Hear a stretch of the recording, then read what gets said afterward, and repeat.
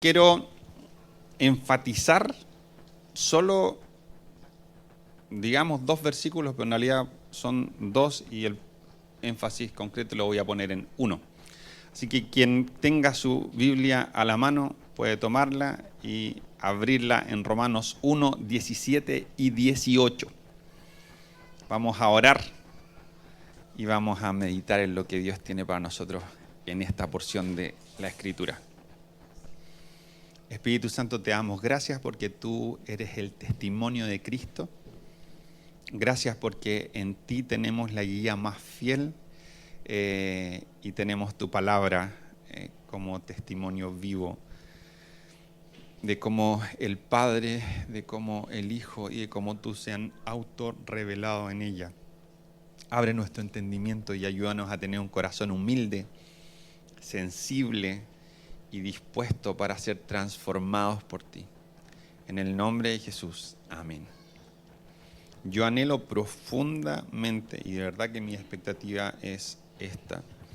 Y mi expectativa trato de ponerla permanente sobre la mesa, permanentemente, en hacer el ejercicio de sumergirme y animar a los chicos que comparten la palabra en la Escritura, de tal forma que efectivamente podamos compartir lo que la Biblia dice, que eso sea lo que está en el centro, porque cuando hacemos eso yo puedo tener la confianza de que no estoy apelando solo a nuestras mentes, sino que nos estamos alineando con lo que está en el corazón de Dios y con llevarnos a un lugar en el que aumenta significativamente la posibilidad de encontrarnos con Él. Y cuando nos encontramos con Él, tanto personal como colectivamente, entonces podemos ser transformados. Él puede transformar. Así que mi anhelo para todos nosotros es que la palabra nos transforme, tanto hoy como progresiva y aumentativamente, que esto sea cada vez más fácilmente lleguemos a encontrarnos con Dios cuando la palabra es presentada y cada vez más esto transforme cosas en nosotros. Que no nos vayamos con un veredicto de si lo que se compartió fue bueno o malo, si satisfizo o no mi expectativa, si fue entretenido o no. No es que uno pretenda hacerlo aburrido a propósito o que en el poner una dificultad en eso tenga algún valor, pero que el valor que nosotros veamos sea principalmente el querer encontrarnos con Dios y que realmente lo hagamos. Y que eso modifique cosas en nosotros, cambie cosas que pensamos, cambie cosas que sentimos, cambie incluso cosas que somos a través del tiempo. Y nutra nuestro ser interior, modificando incluso nuestra conducta, nuestra manera de pensar, nuestra manera de ser. Así que Romanos 1, 17 y 18 dice así: de hecho, en el Evangelio se revela la justicia que proviene de Dios, la cual es por fe de principio a fin, tal como está escrito: el justo vivirá por la fe. En verdad, la ira de Dios viene revelándose desde el cielo contra toda impiedad e injusticia de los seres humanos que con su maldad obstruyen la verdad. Voy a enfatizar sobre todo el primer versículo, así que lo voy a leer de nuevo. De hecho, en el Evangelio se revela la justicia que proviene de Dios, la cual es por fe de principio a fin, tal como está escrito: el justo vivirá por la fe. Tomé la versión NBI, pero muchas otras versiones, sobre todo en la frase antes de esta cita, el justo vivirá por la fe, que es del libro de Habacuc, y voy a hablar un poquito de eso. La NBI dice aquí, la cual es por fe de principio a fin. La mayoría de las otras versiones, porque literalmente en el idioma original dice eso, es por fe y para fe. Esa es la idea original. Que la revelación de la justicia de Dios es por fe y para fe. Yo necesito creer primeramente para que la justicia de Dios pueda ser revelada, y cuando la justicia de Dios es revelada, entonces produce en mí como fruto otro tipo de fe. Una fe que se complementa con el primer tipo de fe. Esta estos dos versículos son una bisagra. La carta de Pablo a los Romanos empieza con un saludo, una presentación, luego una introducción, y la introducción termina en el versículo 17. En el versículo 18 empieza una de las primeras 4 grandes secciones de la carta, y lo que se plantea es las bases para cómo la humanidad practica la impiedad y la injusticia. Pero yo solamente voy a mencionar el contraste entre el versículo 17 y el 18, porque no son en realidad una unidad. El 17 es el término de una idea y el 18 es el inicio de otra. Pero quiero detenerme específicamente en la cita de Habacuc y desde ahí construir lo que quiero compartir con ustedes. El justo vivirá por la fe. Esta frase original del capítulo 2 de Habacuc aparece aquí en Romanos, obviamente en Habacuc, pero también aparece en Gálatas y en Hebreos. Siempre citando la misma idea y ampliando en cada oportunidad un poco para complementar y profundizar tanto el principio de la fe misma como el tema de la justicia. Aquí en el verso 17 dice que la justicia de Dios se revela por fe y para fe. Pero cuando nosotros vemos las otras menciones de esta cita, nos damos cuenta de que en más de una oportunidad se enfatiza precisamente este tema de la justicia de Dios. La cita tiene que ver con la fe, pero el contexto suele ser la justicia. Y voy a leer Habacuc 2, del 2 al 4, y voy a hacer una síntesis de lo que el libro de Habacuc plantea. Habacuc 2, del 2 al 4 dice lo siguiente. Aquí es donde está la cita literal que hace Pablo en Romanos. Dice, y el Señor me respondió, escribe la visión y grábala claramente en las tablillas para que se lea de corrido, pues la visión se realizará en el tiempo señalado. Marcha hacia su cumplimiento y no dejará de cumplirse. Aunque parezca tardar, espérala, porque sin falta vendrá. El insolente no tiene el alma recta, pero el justo vivirá por su fe. Habacuc es un libro escrito por un profeta un poco, casi nada de tiempo antes de que Israel fuera deportado a Babilonia, y él tiene su corazón desgarrado por ver la injusticia de su propio pueblo. Israel, que en ese tiempo estaba reducido solo al reino de Judá. Y él se presenta con su corazón desgarrado, con una queja delante de Dios. Y le dice, Señor, tengo rabia contigo, sin ningún tapujo y con bastante pachorra.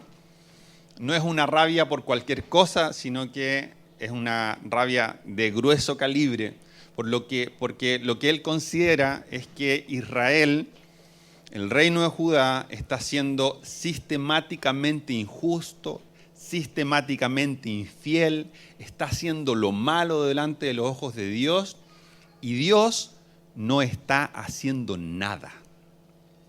Eso es lo que Habacuc le dice a Dios. ¿Acaso no ves lo que está haciendo tu pueblo, que no los castigas? ¿Acaso no eres capaz de intervenir y manifestar tu justicia? Entonces, él se queja de la injusticia de Israel, se queja de que queden sin castigo. Eso para él es que Dios no está ejerciendo su justicia, pero inmediatamente después de escuchar con atención Dios esta queja, yo me imagino con ternura, sujetándose la perita, le dice a Habacuc, tú tranquilo, porque el castigo ya viene galopando. Tú estás preocupado por la injusticia que no tiene retribución, pero te aviso que yo tengo todo listo. Ya vienen galopando los caballos y resuena el eco de sus patas en la tierra, porque los caldeos van a ser el brazo de mi justicia y voy a retribuir las malas acciones de mi pueblo. Y Habacuc se pega un salto para atrás, queda totalmente despeinado, porque Habacuc se parece a nosotros y es tan fácil comulgar con Habacuc e identificarnos con él, Porque cuando Dios le anuncia cómo su justicia se va a manifestar, a Habacuc no le gusta. Se queja porque Dios no hace nada, pero cuando Dios hace algo, no era lo que yo esperaba que tú hicieras. A veces nosotros sentimos que Dios no está haciendo nada y nos quejamos delante de Dios por eso. Y nos presentamos de Él con nuestro corazón desgarrado. Señor, ¿no estás viendo nada de lo que me está pasando? ¿No estás viendo nada de lo que está pasando alrededor mío? ¿No estás viendo nada de lo que está pasando incluso en mi iglesia y que yo solamente me estoy dando cuenta y nadie parece que pesca o a nadie le importa? Nadie está dispuesto a escucharte, nadie está dispuesto a obedecerte. En mi trabajo, en mi familia, en mi corazón están pasando todas estas cosas que son injustas y tú no estás haciendo nada. Y de pronto Dios en su ternura me hace saber que me escuchó. Y me dice, no te preocupes porque ya estoy haciendo algo al respecto. Y no nos gusta lo que hace. Muchas veces no nos gusta lo que Dios hace porque no se ajusta a nuestros parámetros de justicia. En el caso de Habacuc, lo que le daba más rabia todavía que el primer escenario era que el instrumento de la justicia de Dios eran gallos más injustos que su propio pueblo. ¿Cómo puede ser esa cuestión? ¿Cómo puede ser que si yo me estoy quejando porque tu pueblo es injusto, tú utilices a otros que no son tu pueblo y que son 7 veces más injustos, que son violentos y que son malos? Entonces, en ese punto de inflexión, Dios le dice a Habacuc, mira, esto va a pasar. Yo te estoy compartiendo mis planes, estoy escuchando tu queja. Y tu queja, aun cuando estás equivocado, la valoro porque te estás quejando delante de mí. No te estás quejando a mis espaldas ni te estás apartando de mis caminos, sino que estás abriendo tu corazón con honestidad delante de mí. Y Dios, ese tipo de queja es una queja que Él valora. Uno ve esto en Habacuc y lo ve en Job. Personas que se quejan delante de Dios, no de Dios, sino presentan su queja ante Él. Y Dios normalmente aparece cuando alguien se queja con un corazón honesto delante de Él. Pero es Dios, entonces nos deja entrever su gloria, su justicia, sus pensamientos y quedamos peinados hacia atrás porque obviamente su justicia es más alta que la nuestra. Y aun cuando Habacuc vio que había mano y en esa honestidad y valentía se subió un poco por el chorro y le pareció que Dios estaba planeando algo malo, estaba teniendo un mal plan, Dios le dice, mira, hasta aquí nomás sí, Habacuc, porque esto va a pasar. Esto es lo que va a pasar, así que escríbelo. Y escríbelo y envía mensajeros para que sepan que mi justicia se va a cumplir. Lo que he dicho va a suceder y no va a tardar. Tú pensabas que yo no estoy haciendo nada para manifestar mi justicia y yo te estoy contando ahora que el plan para establecer mi justicia va a ocurrir. Y luego le soba un poco la espaldita a Habacuc y le dice, pero tranquilo, porque también a este pueblo que hoy es el instrumento para mi castigo, el día de mañana serán ellos castigados. Y toda esta escena ocurre antes de que lleguen los babilonios. Todavía no había ni rumores. Estos tipos estaban conquistando el mundo, pero por otros lados. Y luego empieza a acercarse el galopar de este ejército. Pero ahí aparece esta escena, que es el pasaje más conocido de Habacuc, que aunque la higuera no florezca y en la vid no haya frutos, con todo yo me alegraré en el Señor. Porque hay una transformación en el corazón de Habacuc que ocurre antes de los eventos históricos. El corazón de Habacuc es preparado para que cuando venga la catástrofe, él ya está arraigado en el convencimiento de que Dios es bueno. No tenía esa certeza al principio. Le parecía que Dios no estaba siendo bueno porque su justicia no se estaba materializando. Pero ahora tiene esa convicción. Y tiene esa convicción antes de que venga la catástrofe. Y eso afirma su vida. Pero entre medio, Dios le da el indicador para saber cómo pasar de este lugar en su corazón a este lugar en el que puede estar plantado en fe. Y es que mientras aquellos que hemos creído en el mensaje que sale de la boca de Dios, vivamos de acuerdo con aquello que está en su corazón, no tenemos nada que temer, sino que viviremos por creer en lo que ha salido de su boca y vivir en conformidad a eso. Viene el castigo, viene la justicia de Dios. Pero si tú has depositado tu fe en la palabra que sale de la boca de Dios, entonces para ti va a haber vida. Lo que para otros puede ser en el futuro una calamidad, para ti va a ser vivificante porque has escogido creer en Dios. En Gálatas repite esta idea de Romanos. Gálatas es una carta hermana de Romanos, donde aborda más concisamente muchos de los grandes temas que aborda en Romanos. Y Gálatas 3, del 9 al 14, comienza diciendo esto. Así que los que viven por la fe son bendecidos junto con Abraham, el hombre de fe. Se pega un salto y dice, porque por la ley nadie es justificado delante de Dios, porque el justo vivirá por la fe. Y al final de estos 6 versículos dice, así sucedió para que por medio de Cristo Jesús la bendición prometida a Abraham llegara a las naciones y para que por la fe recibiéramos el Espíritu según la promesa.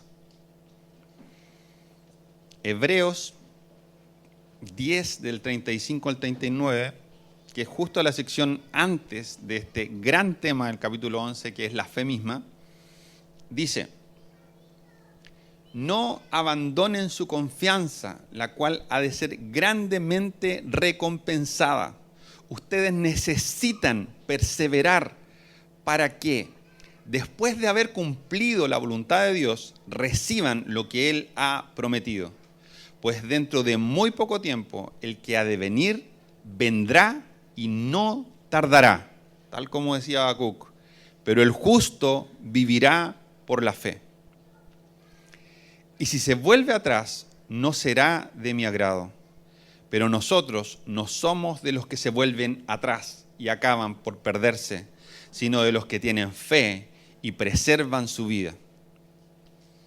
La fe es la confianza en lo que esperamos, es tener certeza de lo que no vemos. Estos 2 versículos en Romanos son muy, muy, muy densos. Hay 5 o 6 palabras que tienen tal profundidad que cada una podría ser 3 prédicas. Evangelio, revelación, justicia, fe. Pero quiero específicamente animarnos y advertirnos.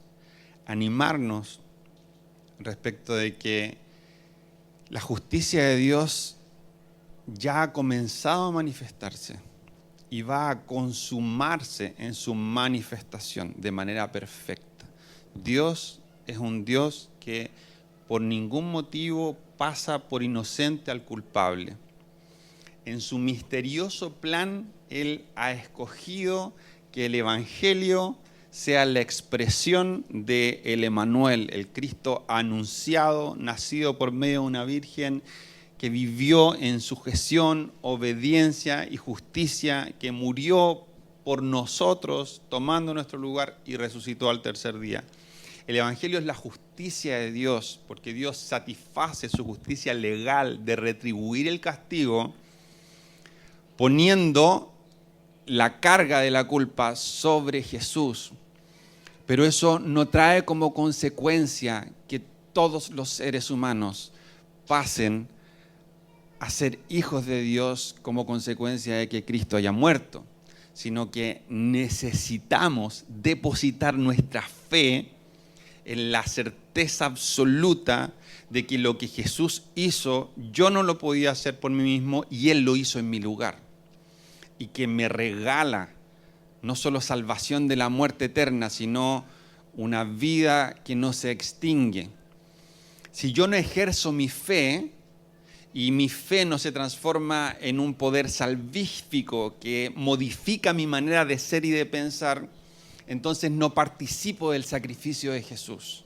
Y la buena noticia, el Evangelio, deja de ser buena noticia para mí. Y va a llegar un día en el que aquellos que han rechazado a Jesús van a tener que dar cuenta delante de Dios por ese rechazo. Si ejerciste fe en Cristo y dejaste que la fe no fuese una idea, una cognición vacía, un amén sin vida en ti, entonces vas a dar cuenta delante de Dios por esa injusticia. Pero si creíste, entonces la justicia de Cristo es puesta sobre ti, sobre mí, somos revestidos de ella y somos tomados por justos delante de Dios. El ánimo viene por un lado en recordarte esto: el justo vivirá por la fe. La justicia de Dios llegará y no tardará tanto como para que sea insoportable resistir la espera. Porque puede tardar de acuerdo a nuestros parámetros, pero Él nos va a sostener para que resistamos hasta el final. Así que si a ratos se te hace insoportable experimentar las injusticias a tu alrededor, ten fe en que no solo la justicia de Dios va a llegar a su consumación, sino que Él te va a sostener hasta el momento en que necesites resistir. Nadie se va a quedar corto por falta de recursos. Él va a proveer esa capacidad de resistir hasta el final. Recordamos esto y afirmamos esto, que sepamos que la justicia va a manifestarse por completo. Y mientras tanto, vivir por la fe es vivir confiando en el invisible. Es caminar tomando decisiones en todo aquello que sale de la boca de Dios como fundamento. Escojo creer no solo que Él existe, sino que es verdad todo lo que Él dice y todo lo que Él ha señalado que va a pasar en el futuro, va a pasar. La definición de esperanza, una definición básica de esperanza, es la certeza de que Dios va a hacer en el futuro lo que dijo que haría. Entonces, la esperanza es una verdad inamovible que no depende de si yo siento, incluso en un momento o no, que hay esperanza en mí. Es algo que puede estar fuera de mí porque es una realidad objetiva. Dios va a cumplir sus promesas. Dios va a cumplir sus palabras. Hay un salmo que dice: Jehová cumplirá su propósito en mí. Pero al mismo tiempo esto es una advertencia, porque nosotros somos distintos que aquellos del mundo que habitamos, que no han escogido creer en Cristo. Y la Biblia dice que aquellos que rechazan a Cristo y que viven su vida de acuerdo a sus términos, ya sea siendo intrínsecamente malos o intentando vivir una vida moralmente buena, o incluso participando de una iglesia o siendo parte del pueblo étnico de Dios, no les da el ancho. No hay forma de que dé el ancho. Y en ese no dar el ancho, somos depositarios de la ira de Dios, que viene revelándose desde el cielo contra toda impiedad e injusticia de los seres humanos, que con su maldad obstruyen la verdad. Nosotros no nos podemos hacer parte de la injusticia de este mundo. La impiedad tiene que ver con Dios, con descartarlo a Él. Y la injusticia tiene que ver con nuestros pares, con ejercer aquello que no es el diseño de Dios en contra de otros y causándoles como consecuencia daño. Mientras nosotros esperamos que la justicia de Dios se manifieste, vivimos por fe con un claro contraste hacia aquello de lo que no tenemos que ser parte. No nos hacemos parte de la injusticia de este mundo, ni de sus tesoros, ni de sus valores. No practicamos la impiedad que lleva a la injusticia, sino que permanecemos en Dios y para Dios. Vivimos por fe y tal como Abraham nos es contado por justicia. Permanecemos y nos recordamos unos a otros que tenemos que tener esperanza y vivir por esperanza, aún en los momentos en los que no sentimos esperanza. La esperanza no es un sentimiento, no es algo que necesito sentir permanentemente, sino que es una realidad objetiva que está fuera de mí, con la que yo puedo elegir conectarme para que nutra mi alma. cuando yo elijo conectarme con la verdad inamovible de que Dios va a hacer todo lo que ha dicho que va a hacer, eso nutre mi alma y puede traer incluso gozo como a Habacuc en el peor momento. Una de las cosas que la esperanza hace, quizás las dos cosas más potentes y radicales en el día a día, es que por un lado tensiona mis decisiones del presente. Porque si yo sé que Dios va a hacer todo lo que dijo, entonces tomo la palabra de Dios como el parámetro para mis decisiones, indistintamente si son un contrasentido a mi mente natural, porque decido confiar en Dios.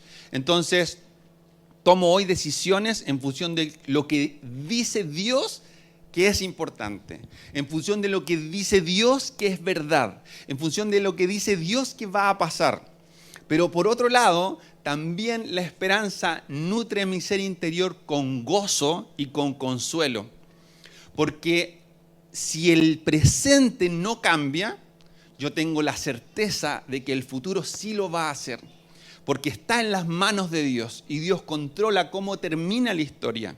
Y los padecimientos presentes no se comparan, aunque sean más grandes que yo, no se comparan con la gloria que en nosotros va a manifestarse en el futuro, con los planes perfectos que Dios tiene reservados para sus hijos. Así que podemos animarnos unos a otros cuando el otro no siente esperanza, a decirle, tranquilo, tranquila, va a pasar porque está en las manos de Dios, e incluso si no lo sientes, en el persistir en sus caminos va a llegar el momento en que vas a poder sentirlo. Y mientras no lo sientes, puedes elegir tomar decisiones arraigadas en la verdad, contrario a la injusticia, porque quienes practican la injusticia se transforman en un obstáculo para la verdad. Quienes viven por fe escogen pararse en la verdad y tomar decisiones desde la verdad, incluso cuando no sienten como que conectan con la verdad. Como que Dios dice esto, pero como que me tinca que no me da muchas ganas de hacerlo. Como que me da la impresión de que no me va a ir muy bien si lo hago. Pero si yo decido, el sentimiento sigue la decisión. Así como en la manifestación de la gloria de Dios muchas veces sigue a la fe, así como el ver milagros es consecuencia de haber creído, muchas veces el sentimiento sigue a la decisión.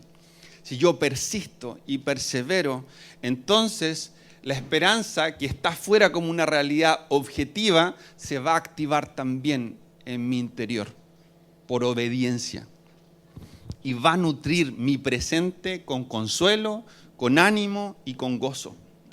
Dios va a proveer. Si hoy tu problema es que no tienes lucas, declara la palabra de Dios acerca de este padre que sostiene a sus hijos en el hueco de tu mano y que dice, si ustedes que son malos padres, cuando un hijo les pide pan, les dan pan, no les dan una serpiente, ¿cuánto más yo no les voy a dar lo que ustedes necesitan si ustedes me lo piden? Aplica eso a todo lo que puedas estar necesitando. Vive por fe, busca el reino y la justicia de tu Padre que está en los cielos. Tu Señor sabe de qué cosas tienes necesidad. Él va a suplir. Él va a cuidar tu corazón. Te va a levantar y te va a sostener. Nunca, nunca van a ser avergonzados aquellos que han puesto su esperanza en Jesús. Teme a Dios y practica la justicia. No te dejes seducir por los tesoros de este mundo, ni por sus valores, ni por sus placeres. No dejes que entre en tu corazón envidia por cómo le está yendo al que está sentado al lado tuyo. Esto no es solo yo y cómo establezco mis parámetros con el mundo. Porque cuando tu Padre Celestial venga y manifieste su justicia y tú estés delante de Él, Él no te va a pedir cuentas ni por el mundo, ni por el que está sentado al lado tuyo. Te va a pedir cuentas por lo que tú hiciste con tu propia vida y por cómo administraste lo que Él puso en tus manos. Sé fiel con eso. Vive tu vida en fe a partir del camino que Dios dispuso para ti y dale gracias por eso. Si no somos capaces de tener contentamiento respecto del camino en el que Dios, que me ama, me puso, y me ahogo en contemplar mi historia como la peor historia, y me comparo con envidia. Es una palabra que uno no quiere aplicarle a uno mismo porque es una palabra fea, pero quisiera que me fuera como al Pipe, quisiera que me fuera como al Mati, quisiera que me fuera tan fácil, o quisiera que no me fuera tan terrible, o quisiera que fuese más abundante, o quisiera tengo un amigo que ama a Dios y que le va increíble en todo. ¿Por qué yo no? ¿Por qué tengo amigos que tienen un montón de lucas y aman a Dios y yo no? ¿Por qué tengo un amigo que tiene todo lo que yo sueño y yo no? Dios va a pedir cuentas de si fuiste fiel en el camino que Él te puso. Y Él tiene planes buenos para ti y tiene planes buenos para mí. Él no te puso en tu camino porque te ama menos que a la persona que en tus parámetros le está yendo mejor. Él te puso en el camino que te puso porque consideró, de acuerdo a un diseño de amor profundo, eterno, que era el mejor camino para ti. Y Él no te va a desamparar si tú escoges vivir tu vida con fe. Pero no te conformes con ese contentamiento que puede ser egoísta, de que esto solamente tiene que ver con cómo yo me sienta, sino que debemos también practicar la justicia. Debemos ser diferentes. Debemos manifestar el reino de Dios en nuestras decisiones, en nuestros valores, en qué es importante para nosotros, en qué es lo que amamos, a qué cosas estamos dispuestos a decir que sí y a qué cosas estamos dispuestos a decir que no. Y una de las cosas, que es la última frase que tengo y es una advertencia para nosotros, es que a la medida que avanza este mismo capítulo 1 de Romanos, nos encontramos con una de las primeras manifestaciones presentes de la justicia de Dios. Y es que el primero de 3 grupos que escribe Pablo para terminar concluyendo que todos pecaron y están destituidos de la gloria de Dios, nosotros absolutamente partícipes de esta realidad sin Cristo, el primer grupo, que podría decirse como el grupo más malo, los malos, recalcitrantemente malos, la Biblia dice que Dios les entregó el que hagan lo que quieran. Llega un momento en que nuestra tosudez delante de Dios nos lleva a un punto en el que Dios dice, haz lo que quieras y lleva sobre ti mismo las consecuencias de tus decisiones. Dios da rienda suelta a la libertad que nos ha regalado y en vez de quitárnosla, la suelta para que siga el camino de la rebeldía en su máxima expresión. Y esto hace que la gente haga todo tipo de cosas creyendo que son bacanes, creyendo que son buenas, pero son cosas que atentan contra ellos mismos y que se van a manifestar en el futuro como algo por lo que van a tener que dar cuentas y recibir eventualmente su castigo. Esa realidad no aplica a nosotros en términos legales de la ley de Dios, porque hemos sido rescatados de ahí por Cristo. Pero ojo, porque hay un principio que se extrae que sí se puede aplicar a nosotros y que tiene que ver con nuestra testarudez. A veces Dios tiene planes especiales para nosotros que nosotros ya identificamos, pero nos resistimos tanto a creer que Él es bueno y que Él es justo, y nos da tanta rabia la manera en la que hace las cosas, que nos empecinamos en resistir su voluntad. Y cuando nos empecinamos en resistir su voluntad, de repente Dios, no como este Dios que suelta a los perversos que se oponen a Él, sino como un papá, dice, ¿sabes qué, Claudito? Haz lo que queráis. Te voy a seguir amando. Este no es mi plan para ti. No te va a ir bien por ese camino. Pero si te sigues resistiendo y resistiendo y resistiendo y resistiendo, haz lo que quieras. Haz lo que quieras. Y eso es algo que nosotros muchas veces hacemos. Y yo te animo a que no lo hagamos más. A que podamos afirmarnos y recordarnos unos a otros que en Cristo hay esperanza, que la justicia de Dios se va a desenvolver hasta que el rollo esté estirado por completo.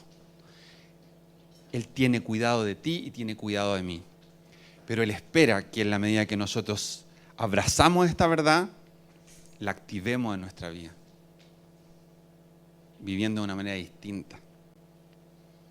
Y nos van a faltar fuerzas, vamos a tener miedo, a ratos vamos a sentir como que le apuntamos, pero no le apuntamos. Pero la Biblia dice, hay varias veces en que aparece algo parecido. Hay un proverbio, creo, que dice, la Reina Valera lo traduce así.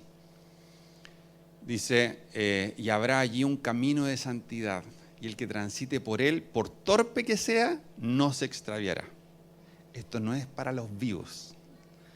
No es para los capos, no es para los astutos.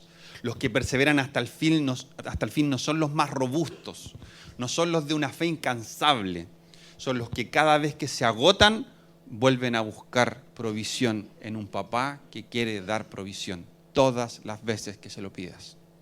Si estás agotado, si estás agotada emocionalmente, espiritualmente, si tus convicciones están guateando, ven a la presencia de tu papá que quiere nutrir tu fe para que seas valiente, vivas de acuerdo al reino y empiece a venir esperanza a tu vida.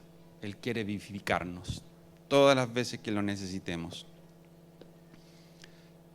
Voy a orar por esto y te voy a invitar a que no pases hoy acá, pero sí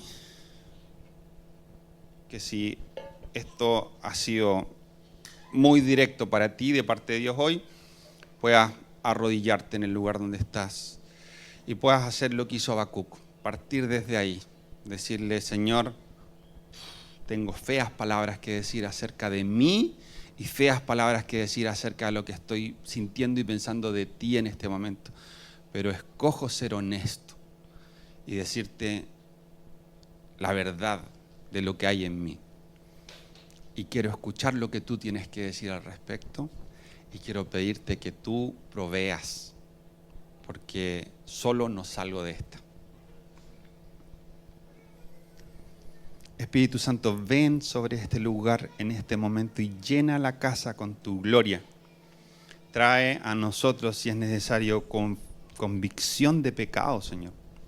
Si somos nosotros los que han sido tosudos y se han resistido a creer que tu voluntad es buena, agradable y perfecta.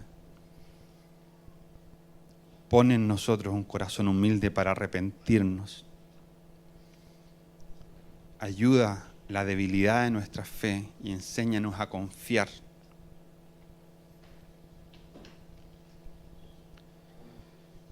Infunde en nuestro corazón esperanza.